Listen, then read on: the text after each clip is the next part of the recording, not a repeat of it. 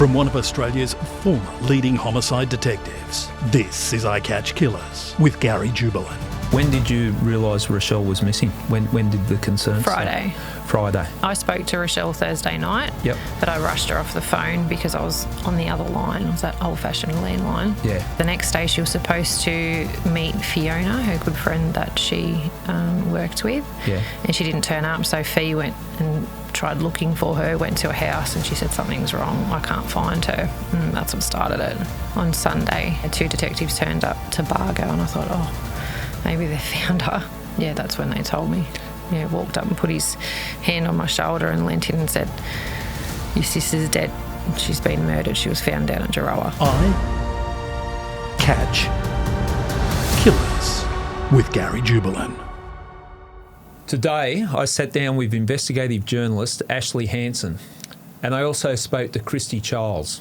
Christy is the younger sister of a murdered 23-year-old Rachelle Childs, whose partially burned body was discarded in a shallow ditch near the New South Wales south coast town of Jurawa on the 8th of June 2001.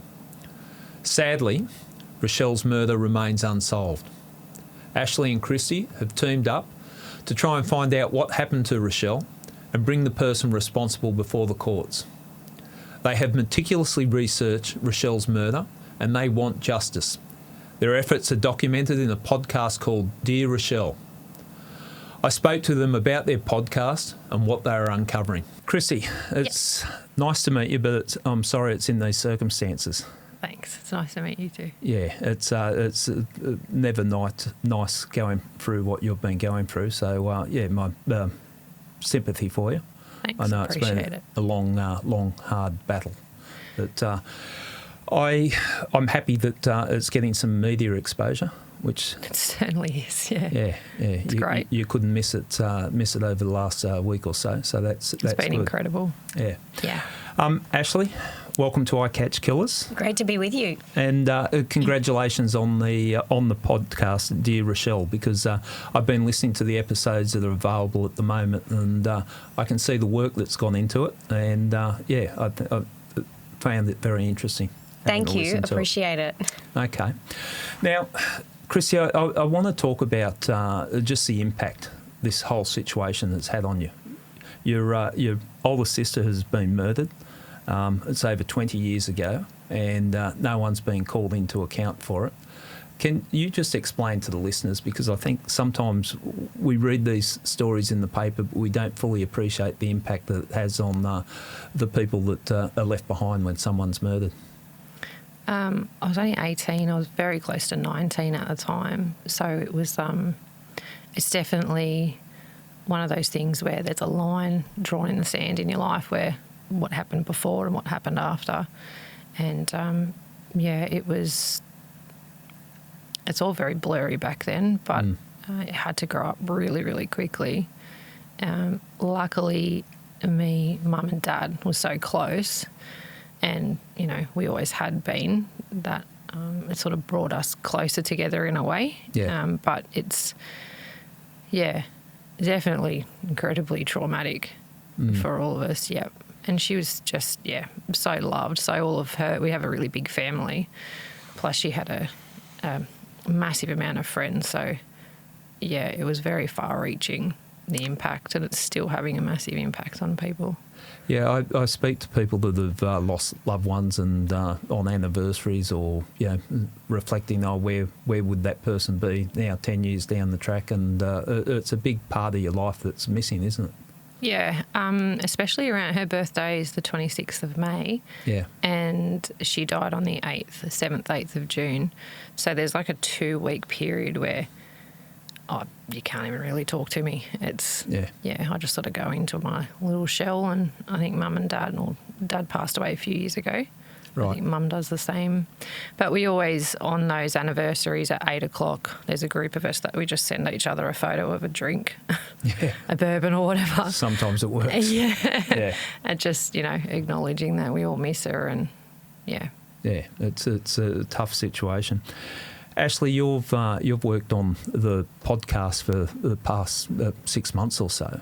Do you get a sense, you're an investigative journalist, do you get a sense that when you actually get to know people and the impact that a murder has on those the family members and those close to the victim. You getting a sense of that with what you've been doing, researching and investigating this matter? Oh, for sure. I think as a reporter for so many years beforehand, I did have some exposure to families that have gone through grief and whatnot. But I think to have known Kristy over this 12-month period or even longer than that now, and to just personally know her and to hear and see the impact as the anniversary comes around, as the birthday comes around, as we learn new things and talk to all the people in Kristy's life and Rachelle's life that were so deeply traumatised from what happened, I think that definitely hits you more as a journalist and just makes you more committed to getting a positive result out of this and getting some answers for Kristy and her mum in particular. Yeah, it makes sense because there is a disconnect when you see the headlines in the news and you don't really see the depth of it. I certainly was exposed to it as a homicide detective, but I know if you're working long time doing investigative journalism with family members that have lost a loved one, you see the pain. You do, and you feel that pressure as well, more so because I'm so motivated and inspired by her and her mum Anne and their strength, and they're so stoic, and they haven't done this podcast because they want pity or they want sympathy. They've done it because they just are so determined to get those answers, and that's what motivates them, and that motivates me. Yeah. You actually feed off the family's determination. So, again, full credit to you because I know it's not easy with you, Kristy, dealing with this and bringing it all up, but full admiration for you, the fact that you're fighting for justice for your sister. Thank you. I actually find it quite empowering. I think doing nothing is harder. Yeah. So this is good for me. I feel like I'm giving her a voice and I'm actually doing something rather than waiting for someone else to do something. The shame of it is, and I look at this and not just speaking about Rachelle's case, the shame of it is that, the authorities should be doing things. The family shouldn't have to drive these matters. And sadly, I've seen it too much in my career where the families are the driving force behind keeping the investigation active and ongoing, and it really shouldn't be that way. If the system worked, something happens and then the courts, the police, everyone, the media, everyone gets involved to ensure there's justice, but it's not always the case. Yeah, 100%.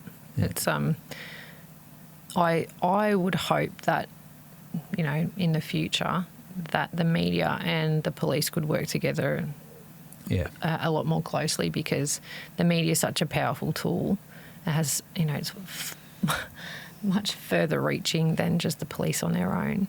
Well, the beauty of the media, and I've now had I was going to say luxury, I'm not sure if that's the right word, but I've worked in both areas. But when I was in the police, I understood the power of the media, and the police can say, it doesn't impact on the attention that the media gets it, but I can assure you, if there's attention from the media on a particular case, that case tends to get resourced better.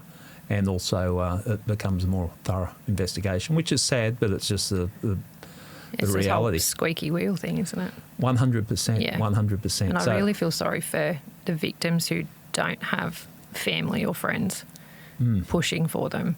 That's, And quite often, and I've encountered this, quite often the victims don't feel they got the right to push. The police are handling this matter, and most people that come into contact in a situation like you haven't had a lot of dealings with police, so you think the police are, you can't challenge what the police are doing. You just got to wait till and hope that they're doing the right thing.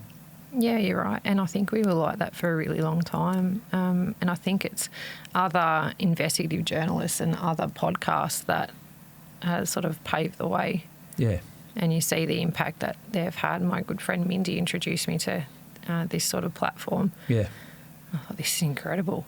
Let's do it. Yeah, well, it's definitely changed the landscape, and we'll talk more about the podcast and the impact. But I think before we start, can we just, for our listeners that haven't heard the details, can we just explain what the circumstances surrounding Rachelle's murder was? Ashlea, do you want to just give us some brief details? Sure. Well, On Thursday, the 7th of June 2001, Rachelle left work at Camden Holden, where she was a saleswoman at this car yard, and they used to specialise in Holdens.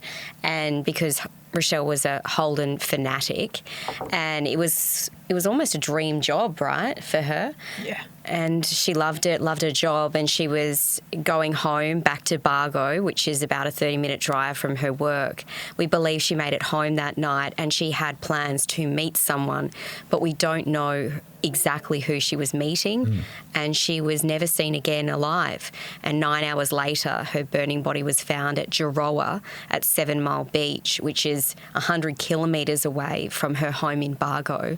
So far away from her circle of friends, very, very unusual place for her to go, or as I believe... I don't know that she's ever been down there. Yeah. Other than when she was found down there. Okay. So Kristy went into a frantic search looking for her because they didn't know that Rachelle had already been killed when they were looking for her. Because it was so far away, I don't think they attached the missing person, that when Kristy went forward to the police and said Rachelle's missing, and it was so out of character for her not to come home. And not to be in contact with her friends and family. So Kristy and all of your friends and family started to rally, didn't you, going looking for her. And then the devastating news came through on the Sunday that Rachelle had been found at Jirowa, 7 Mile Beach, and that's when a murder investigation was well and truly underway. And that, so when the Rachelle's body was discovered, it was a passerby that saw, because she was partially burned, and I apologise here, Chrissy, because I know talking about it is it must invoke a It's fine. lot of We talk about it a lot, so it's fine. Okay, well, just so people understand the nature of this crime, that Rachelle's body was discarded in bushland and set alight, and someone was driving past in the early hours of the morning, saw the fire, and then realised it was a human that was on fire. Was Rachelle's car found at the location, or where was Rachelle's car found? Rachelle's car was found at the back of the Bargo Hotel on the Saturday. So it had been there for a couple of nights, at least 2 nights, they believed. The police believed that the car had been spotted there on the Thursday night and the Friday night, and it was found and seized by police on the Saturday. But I'll let Kristy tell you her reaction when the car was found, because from Kristy's perspective, it was like a breakthrough, because they thought, well, maybe the car's been found, soon we'll find Rachelle. Yeah. So I'll let her talk you through that, but if you want, because it's... just to clarify, when did you realise Rachelle was missing? When did the concern start?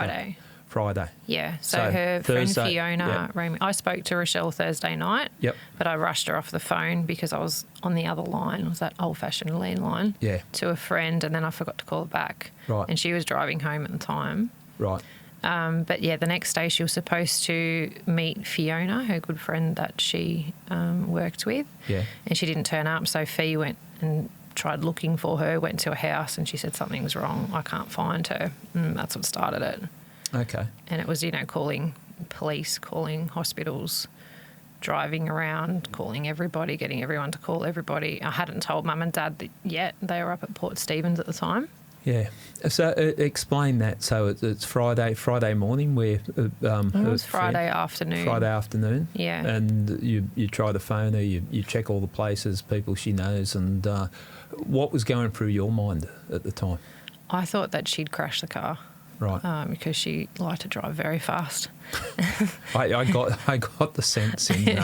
we'll V8 Commodore's her favourite thing. Okay. So that's what I thought had happened. I thought she's gone off the road, she's rolled down an embankment, we've got to find her, she's, could be in serious trouble.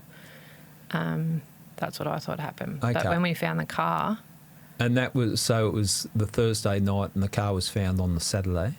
Yeah. And at this point in time, you hadn't made the connection to what had occurred at Jirowa? No, I hadn't heard about that. Okay. So because we went and put missing persons posters everywhere, I think the pub called and said that there's a car. I can't remember what happened. But we went there, the car was locked up, I don't actually remember this bit, but I was told that my boyfriend at the time contacted the old owner and got a spare key. Anyway, we managed to get into the car, and I jumped in and sat in the driver's seat and went, she didn't leave this here. Yeah. Because I couldn't, she was a lot shorter than me, I couldn't touch the pedals. She did used to sit really far back and drive, you could only see this much of her head. Racing driver. She'd drive with the toes. Yeah. And she was a shorty, but I couldn't reach the pedals. It was pretty much all the way back. Yeah. And the club lock was on wrong. And she had a really specific way she put the club lock on.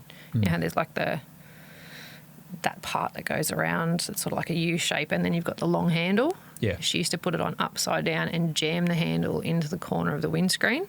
Right. And then she'd lock the steering wheel. And the handle was down and the steering wheel wasn't locked, and it was on facing forwards, and she always put it on backwards. Okay, so your assumption based on that, reasonable assumption, is that she wasn't the person that put the car there?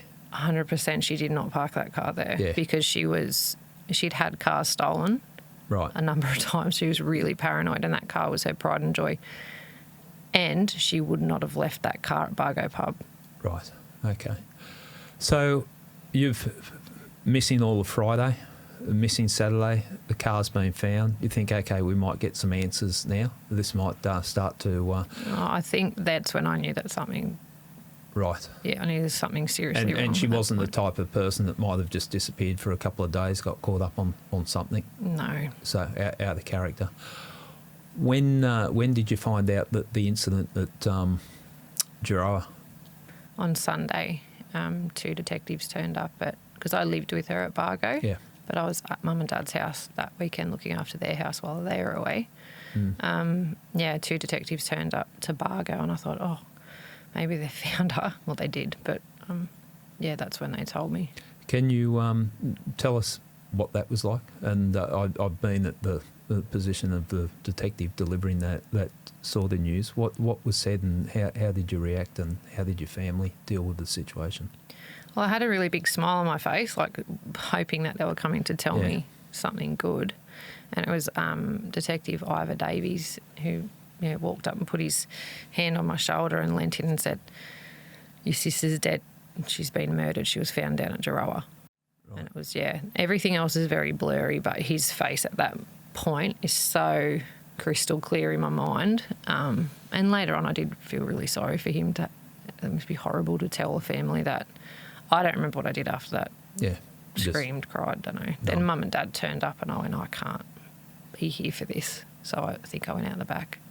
Yeah, I picked that up from the podcast, listening to one of the episodes of the podcast, how it was just too confronting for you to see that news given to your parents. Yeah, and we kind of stayed like that too. We just grieve separately because we didn't want to upset each other. But we still talk about it all the time. Yeah, it's heavy, isn't it? Before we venture into what's been uncovered and what you're doing with the podcast, I think it's important that we get a sense of who Rachelle was as a person. From an investigative point of view, we call it victimology, about finding, and that quite often helps with solving cases. But I think it's also important that we remember who she is. And so would you like to tell us about the sister you knew? Yep.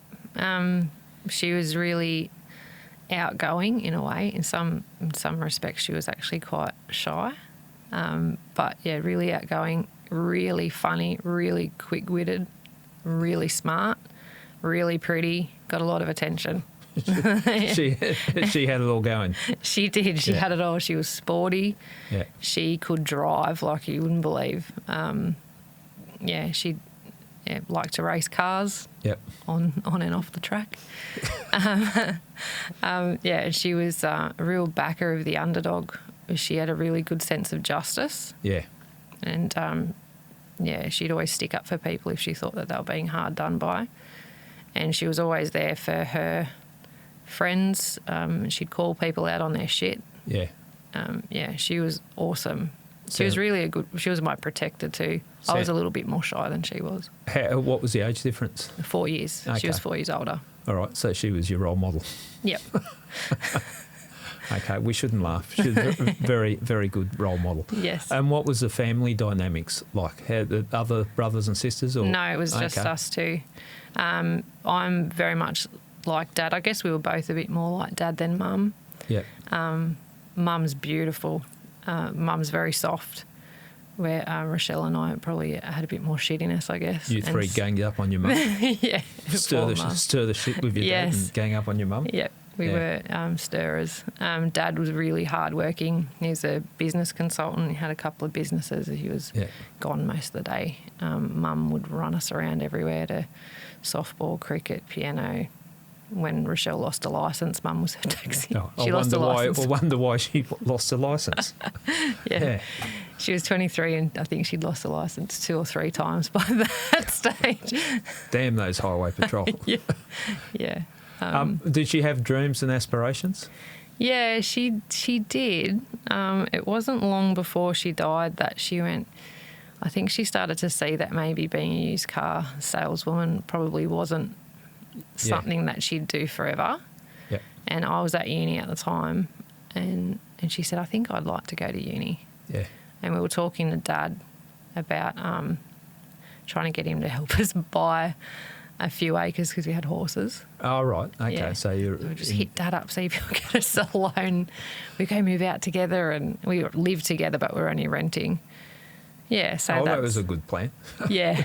Yeah. And it was great when we lived together. It was great fun. We used to make punch in the vegetable crisper. We had no vegetables in the fridge, but we used to make punch so the punch would stay cold because we were so broke. That's all we could afford. It was great fun. I'm just getting the sense, I reckon you guys got up to a fair bit of mischief, but you don't have to declare that. Innocent mischief, yeah. I'm sure there's some other stories that probably not fit for the audience at this stage. Ashlea, you've got to know the family. You've certainly got to know Chrissy. What's the sense of Rachelle that you get looking at from an investigative journalist point of view and having a look into this family and getting to understand who Rachelle was?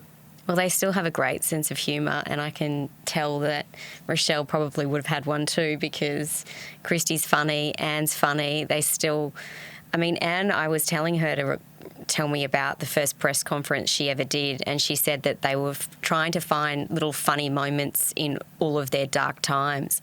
And before the first press conference on Rachelle's murder, Anne said, I should have got that facelift, I should have got that chin fixed. And I just laugh and think, they're just warm and friendly people and not complainers, I remember when I asked Anne, do you ever ask why I've lost so much? And she says, well, no, I don't ask why me, I just ask why. Yeah. And that was really, I think that sums her up, and Kristy as well. They don't want pity, as I said before. They're just people that are salt of the earth, Australians, and they want justice, and I just really get a sense of that. And they're just the Australian spirit, the Australian sense of humour, have a wicked sense of humour, but at the same time always caring about other people. I mean, Kristy's always checking in on me, how I'm doing. Yeah. And I'm thinking, you are going through and opening these wounds of the worst time in your life, and she's still always checking in on me after I speak to someone, checking in on the person I interviewed, because she knows that how traumatic it is for them to talk about the case and to talk about Rachelle. So they're just very warm and caring and loving people, and I'm sure that Rachelle would have been that person too. Cut from the same. Definitely. Yeah, that's really nice. Thank you. Well, it's, I don't know where you find the strength, and I think part of what Ashlea said there, and it just amazes me, the human spirit where you can, hang in there, but still find some joy in life too, with what's happened. And I think that's so many times I've sat here with people or during my career as a homicide detective, and they've got to be able to just find some lighter moments, because otherwise the darkness just drags you down and definitely. down. Let's talk about the investigation. You're dealing with police. So what was your first impressions when police became involved in this situation? They were so kind to us, and they were all guns blazing. They were up all night They worked their asses off, and and they kept us informed the whole way through. They became like family. Yeah. We were with them all the time. I think they did the best they could with what they had, and the resources dried up pretty quickly. So who were you talking about? The local detectives that were working on it at the time? Yeah, Ivor Davies and Peter Street were the two that I remember probably the most, and then Mick Ashwood and his team took over. Okay. I think a year later. Mick Ashwood did a review, so I'm not quite sure how much he was involved in the leadership of the investigation. Yeah. But he certainly came into it about a year later. Yeah. So we've had a few different teams on it, and they've all been incredible people. Well, that's good to hear. Mick would have been at Unsolved at that time, I think, when he did the review on it, perhaps. But okay, in dealing with the police statements, things like the public don't normally understand what happens. Oh well, it's 6 hours in a police room. Yeah. Being asked questions, being recorded, trying to remember everything. And just because you're so out of your mind at the time, it's really hard to try and remember what happened. And there are a few different statements that everyone did a few different statements, but it's hours and hours and hours and hours and hours of. And I find with people as close to the victim as you were with Rachelle, you're always second guessing, have I forgotten something? Is there some detail that I'm missing, or is there something that I saw that I haven't brought up, that type of thing? Was that the... Definitely. And the guilt. Oh, the guilt. Just not being there and not calling her back. And the moment you mentioned that, and you didn't have to be Einstein to work out that you'd carry that guilt with that. But and I see it so many times, people, what ifs, what if I did this, what if I did that? The thing I say that you're not to blame. It's the person that's done the crime, because so many times I see so many times people beating themselves up. Oh, why didn't I pick the person up at the railway station? Or why didn't I do this? And it's such a cruel thing to carry. Yeah, you carry it though. Yeah, I know. I'm not a psychologist, so I just did my best to make you feel better. But thank you. I do understand. But what I'm saying is you're not alone there. So many people. And you're right. There's only one person. We think one person responsible. Yeah, and that's where the attention needs to be focused on. So, is there anything that looking, and I'm not fishing for criticism here, I'm just asking, is there anything from a victim of the family of a victim of homicide that police could do better, or the media could do better, or anyone? Was there anything that troubled you? Losing evidence is probably the main thing that troubles me. Yeah. Because I just don't get how that happened. What's the circumstances there? CCTV footage that was collected, not watched, and lost. Okay. It's human error. There's no excuse for it. It's human error. I think with homicide that if you make mistakes, people literally get away with murder, and it's something that shouldn't occur. How long was Ivor and his team working on it for? I don't know. It's very blurry. Yeah. That the first 12 months is, it's really hard for me to remember anything. Was there any breakthrough in that first 12 months where you thought, okay, this is... every week. It was like riding a roller coaster. The persons of interest that we went through, every time they focused on someone, it was like, oh, it's them. And then it's, oh, no, it's not. And then, oh, no, it's them. Yeah. And they kept us... they informed us probably too much, because we rode it with them. Yeah. And it was horrific. And it was just a bunch of high hopes and you get your hopes up and downs and dead ends. And it's difficult from a police point of view if you, like the family, want to stay updated. My mantra and what I was taught was that at some point in time, I'll sit down and tell you absolutely everything I know, but I've got to, protect the integrity of the investigation. So if I'm withholding something back, there's a reason. I'm not telling you. But the balance is, the families deserve to know. The families definitely should know. So it's not a black and white. There's a grey area on how much you keep the families informed. Did you have any thoughts as a sister? Was something troubling you or niggling away at you on what happened to her? Yeah, she was really excited about getting a Walkinshaw for the weekend. Can I say that? She was really, really pumped about that. And not being the car buff that Rachelle is, Walkinshaw? That's a VLSS Group A. Of course. Top of the line Commodore. I'd never heard of a Walkinshaw before this. You said it with, Walkinshaw. I'm trying. Okay. Well, it was so Peter Brock used to do HSV. I know. Oh, Peter I'm Brock. glad you know Peter Brock. Yeah, that would have been a bit embarrassing. Who's Peter Brock?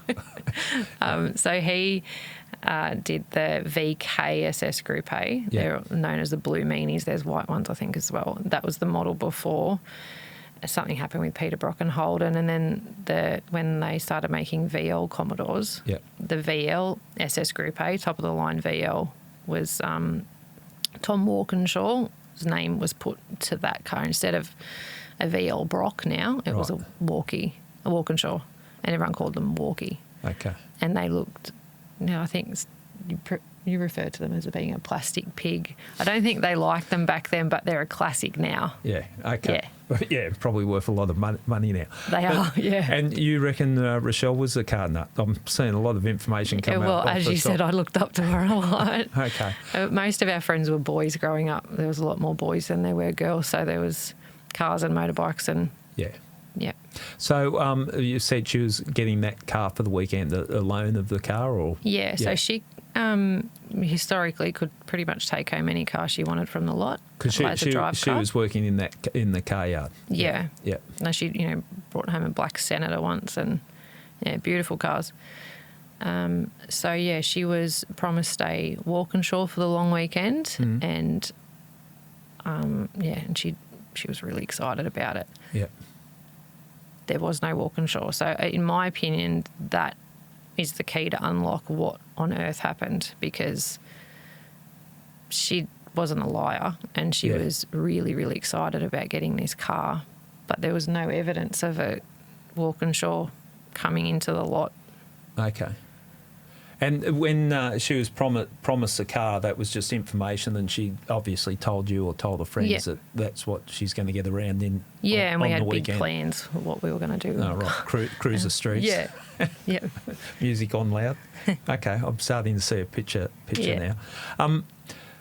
Juroa, I think we touched on it before. It held no significance to her, that location? No, we've got family at Shoalhaven, but we didn't. Yep. We didn't go down there. Okay. Was she seeing anyone at the time, or was she single? Yeah, she was seeing a guy named Lee. Yeah. Yeah. Was that serious? No. Okay. No, it was very new and was just a bit casual, I think. She hadn't long broken up with Shane, who was her long-term boyfriend. Right. Okay, so, and... Just on that, do you want to... Lee made a statement to police, and he spoke about Rachelle talking about how excited she was about getting this Walkinshaw for the June long weekend. So one of Lee's statements is critical to the case, because she told him on the Wednesday night, which was the night before she was murdered, that she was supposedly being loaned this Holden Walkinshaw. So that's another independent witness apart from Kristy that says that she'd told people that she believed that she was getting this Walkinshaw for the long weekend. Okay, and Lee was a person of interest, but he was also cleared really quickly because his alibi was rock solid and he was with friends and family that night. So police looked into him, and he was one of many people that were looked at that were in Rachelle's life, and he was cleared.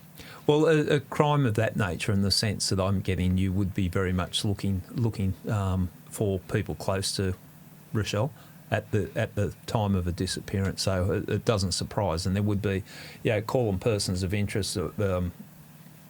The barrier can be set very low. You can be a person of interest if you can just know the person or came into contact. Her movements on the Thursday night. Now, I picked up on it at one stage.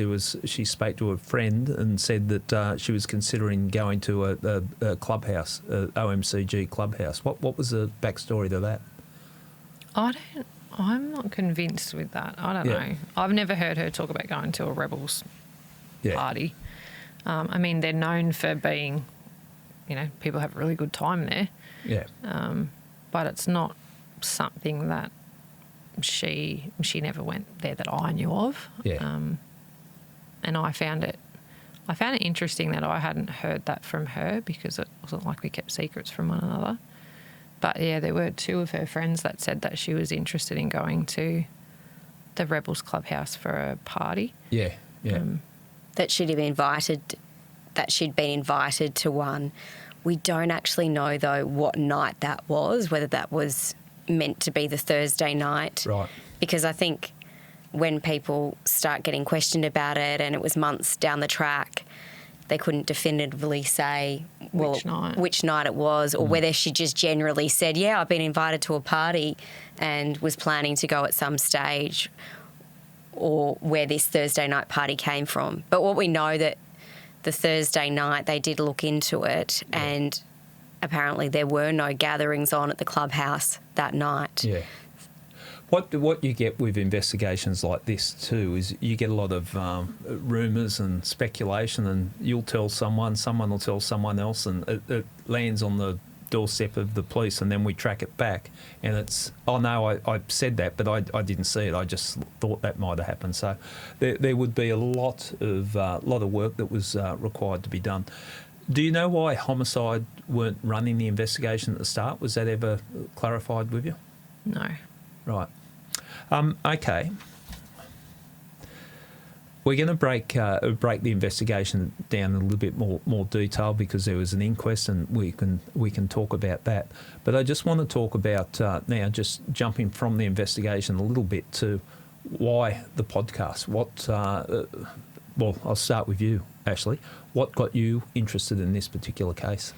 Well, after I left Channel 7, and I was a reporter there for about 10 years, and had worked as a TV reporter for many years before that as well, and I just wanted to focus on one case. Yep. Because I was so used to just covering one story and telling my story for the television news that night, and I felt so limited, especially when I would do interviews with victims' families, and I just wanted to do more. So when it happened in my career that I just had a bit of time on my hands, I was reassessing what I wanted to do next. Did I want to be a newsreader, or did I want to get back into doing something else? And I felt really strongly about doing a podcast and getting into a cold case, because I'd been inspired by Hedley Thomas and his work. Yeah.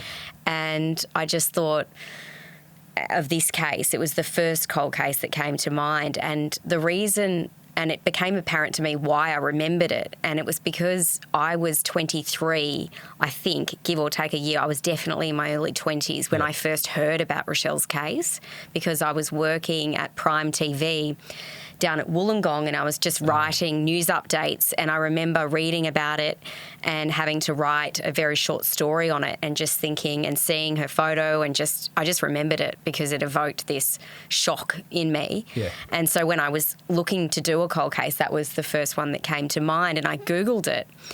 And sure enough, there was an article with Kristy in the article saying that she was considering doing a podcast. Right.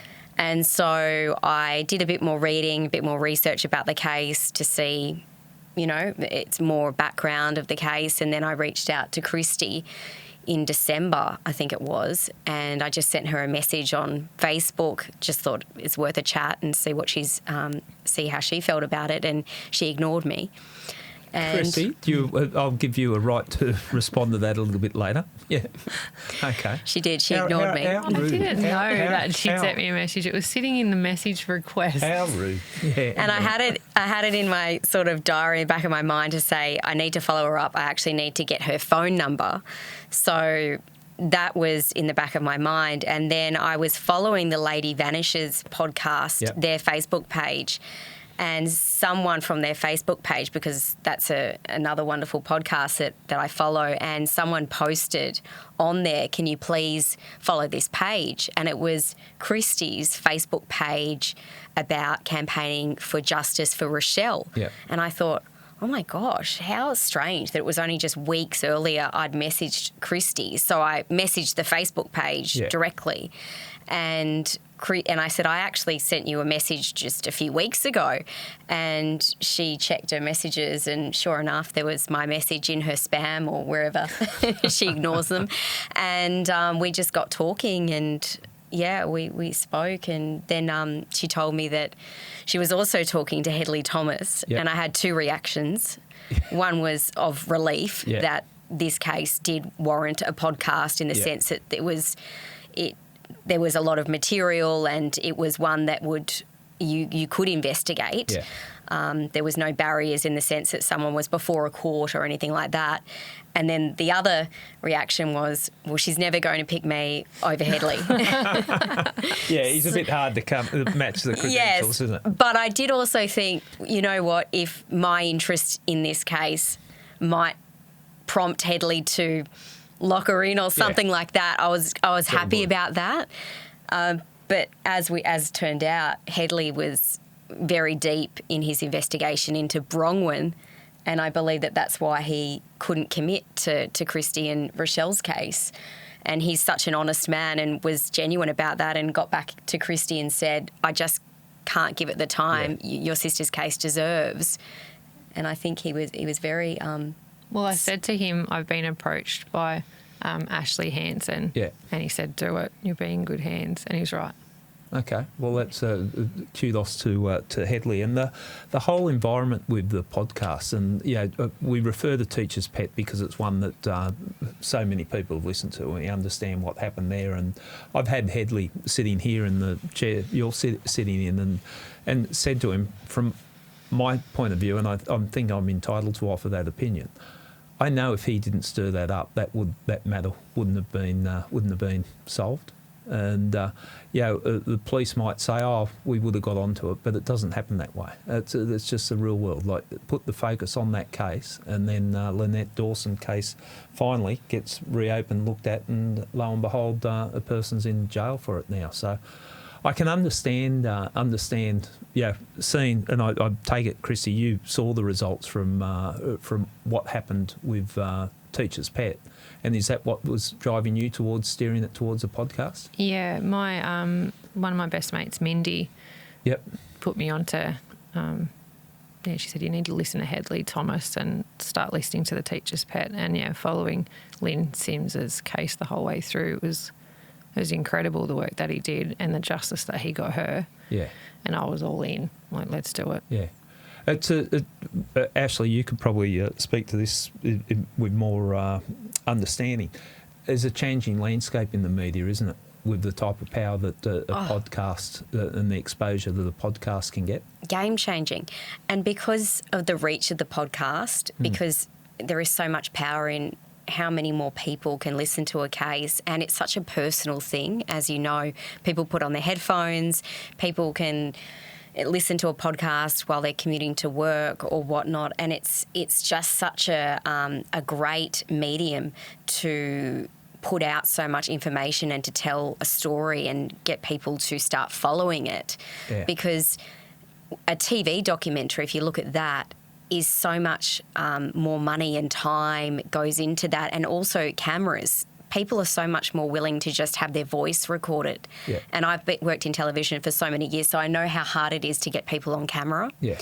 So to just get people to sit there with a microphone in front of them is they do just switch off and forget about the fact that they're being recorded and are so much more open about their thoughts and their feelings and the case. And it's not as intrusive as a TV documentary or a TV story. So I just think that part of it makes it a lot easier to get more people talking and to put the story together in a way that needs to be compelling, factual, but also engaging and hopefully to motivate those people that may have information to come forward.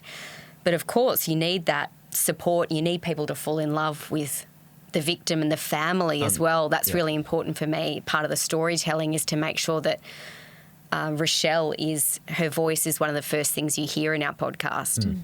And that was, just something that I am, really focused on, that you hear her voice all the time and lots of stories about her. And so people follow and want to help Kristy and her mum. You want them, that's what I think, you need that emotional connection, and you don't get that if you don't have family and friends talking about them and, making them so relatable. I mean, Rachelle is so relatable. As I said, I heard about her case when I was in my early 20s, and just hearing about her love life and how what she used to get up to and things like that. It is so likeable, lovable, but relatable. Yeah. And I think with the podcast too, they don't have the restrictions that the more established media have, in that they're not beholden to the police. And so quite often with the police, and it's not all attacking the police, it's just the way of the world, that a media outlet is going to respond to if police say, no, I want you to hold back on this because we're sitting on something, don't release it. They're more inclined to step back. Whereas a podcast, it's a community involvement. It feels like it's more of the community. It's not just the established news networks or media outlets. So the police have less control, and that allows for more scrutiny of the investigation. That's the way I see it as well. Would you agree with that? Yeah, and I think that's really important. And I've said from the beginning, just, before I knew her really well, just to keep Ash accountable, it's about her. It's not a story. Yep. It's not going to advance someone's career. It's not going to make a heap of money. This is about her. Yeah. And Ash completely understands that. And that's the beauty of very different to TV. Like with a podcast. So, the impact and what we saw with Headley, and there's other podcasts that have achieved similar results by putting the spotlight on it.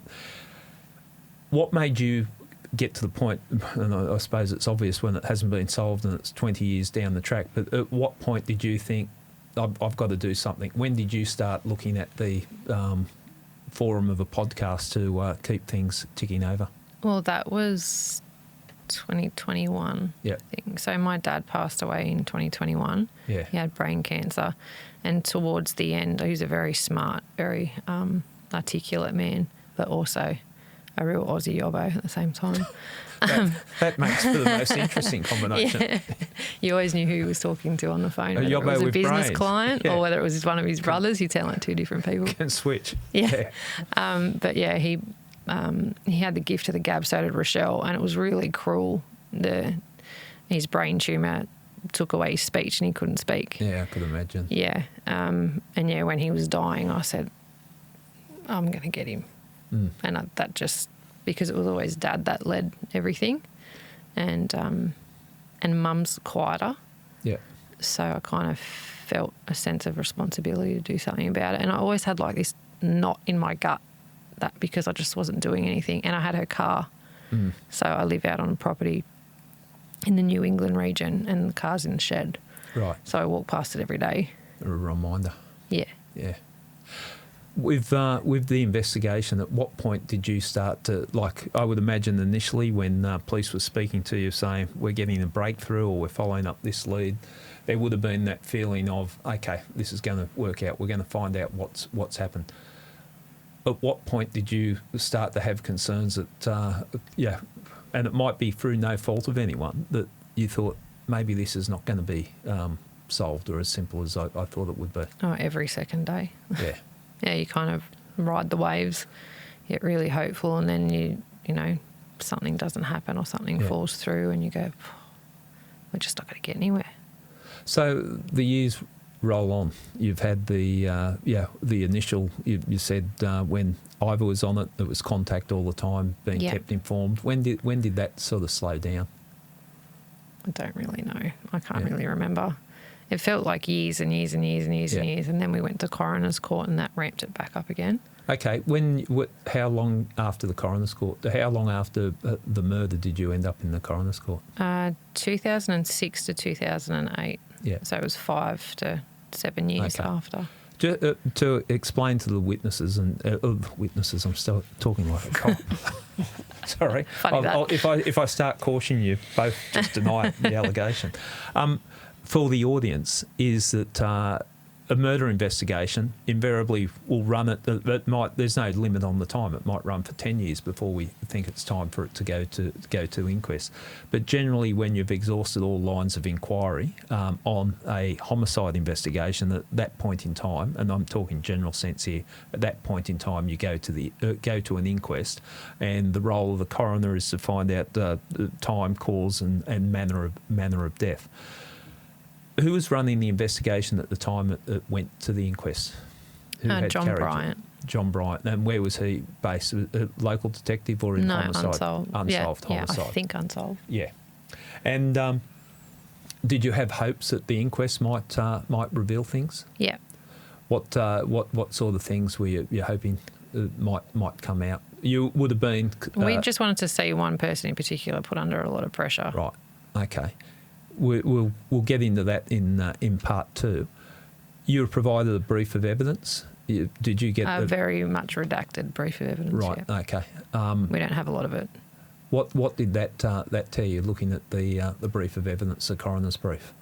Well, we've got John Bryant's what do you call it? Summary. Summary. Yeah. Okay. Yeah. So that was really good to read. Yeah. But we've only got a very small amount of statements. Yeah. And they're not the ones that you really want to see. They've kept those ones, which I've been trying really hard to get my hands on. Yeah. Yeah. I can't remember what the question was now.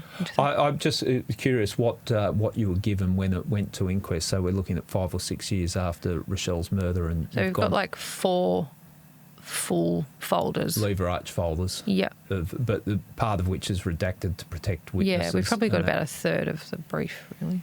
Now, it's been in my research, and I do remember the case. I remember the case. I was in homicide at the time, and I also remember the location. There's a young fella I used to go down and camp in the bush down around Juroa, and so I just sort of a place that I was familiar with, and the circumstances of how Rachelle was found. So I do remember it during that time in homicide, but with the inquest, it's been described that there were 9 persons of interest at the inquest. Would that be fair to say? Yeah.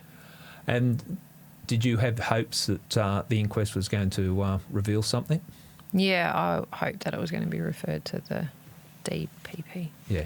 DPP. Thank you. And that's if the coroner's holding the inquest and it gets to a point where the coroner believes that there's an identifiable person that may be responsible for the death of the victim, they can refer the matter to the DPP. And advise the police prosecutor, but they don't have to actually do anything. How did you find the inquest? Sitting there. I take it. Yeah, we were there all day, every day. Me, Mum, and Dad, and other people here and there. But I found that really empowering. It was like we were giving her a voice, and we thought we're going to get somewhere here. So we were quietly confident that something was going to come of it, and nothing did. So. Yeah, it can be frustrating sometimes with an inquest. People think it's going to break it wide open, but you also have a situation where if someone believes something they might say in the witness box may incriminate them, they've got the right to silence, and they can not answer questions, which can get frustrating sometimes. Incredibly frustrating, yes. I'm seeing a look on your face. We might take a break now. We've got a sense of who Rachelle was, the impact it has on the family, why you're doing the podcast. And when we get back, I want to talk about some of the things that you've uncovered during the podcast, because I've got to say, I have a sense of how much work has to go in to get all the information that's out there, and there's a lot of stuff that's come out you've uncovered, and a lot of stuff that the police have done, and I think it'll be a worthwhile discussion that we have in part 2 when we get back. Look forward to it. Cool.